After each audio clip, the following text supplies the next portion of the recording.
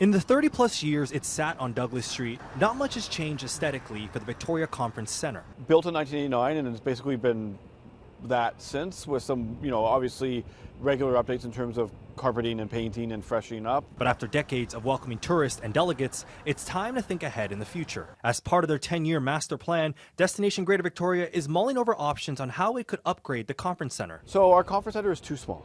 We can only host one small citywide conference at a time, and we're leaving about 75% of the opportunity on the table. At 77,000 square feet, compared to others in Canada, it's on the smaller side. But in 2025, it had a big showing. Paul Nursey says around 110,000 delegate days were booked, up from 93,000 in 2024.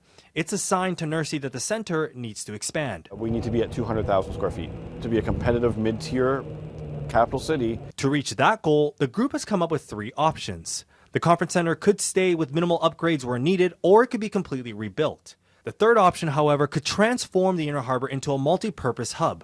If selected, the conference center would share a space inside the Royal BC Museum across the street. If there was to be talk of a new museum again, as there was a few years ago, to kind of build it together, along with a hotel, and to leverage seasonality.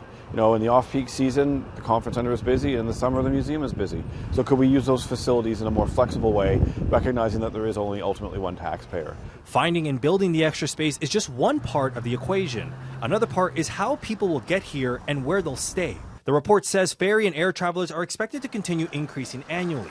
But some projects are already underway, like the new hotel by the airport and BC Ferry starting work on new vessels. These things are all interrelated, but we are pushing for growth because the visitor economy is doing very well, and we just need to make sure that we're competing in infrastructure from this millennia as opposed to from the past millennia. The conference center's lease is due up in 2037, but the window to make a decision is running out. Nursey hopes a decision will be made within 2 years.